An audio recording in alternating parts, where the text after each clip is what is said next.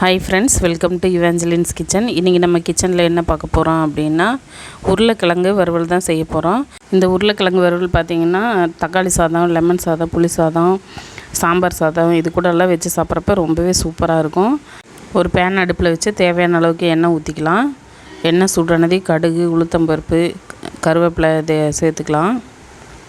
First time நம்ம channel பார்க்குறவங்களா இருந்தால் மறக்காமல் இவாஞ்சலின்ஸ் கிச்சனை சப்ஸ்கிரைப் பண்ணி வச்சுக்கோங்க.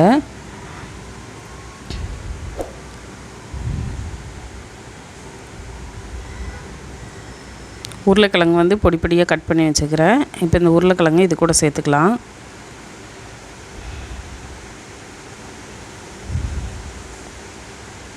இந்த உருளைக்கிழங்குக்கு தேவையான அளவுக்கு உப்பு, மஞ்சத்தூள் சேர்த்துக்கலாம்.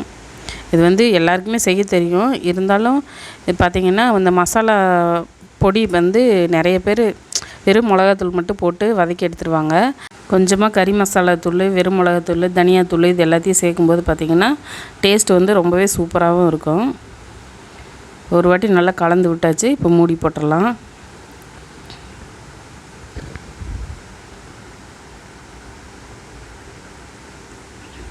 இப்போ மூடியை எடுத்தாச்சு.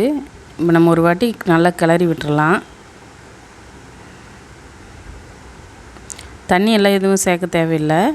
அந்த உருளைக்கிழங்குல இருக்கிற தண்ணியே போதும்.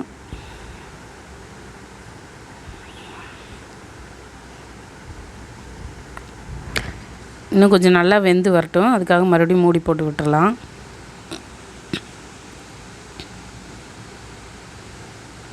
நான் ஒரு வாட்டி இடையில ஒரு வாட்டி கிளறி விட்டேன். இப்போ மறுபடியும் நல்லா கலந்து விட்டுட்டு இப்போ நம்ம அந்த மசாலா தூள் எல்லாத்தையும் சேர்த்துக்கலாம்.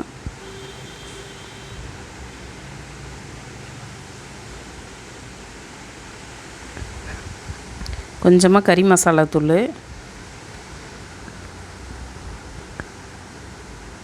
கொஞ்சமாக வெறும் மிளகாத்தூள்,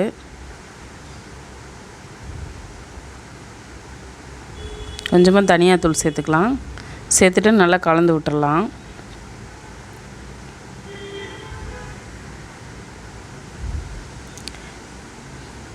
கலருக்காக கொஞ்சமாக காஷ்மீரி சில்லி தூள் போட்டிருக்கேன்.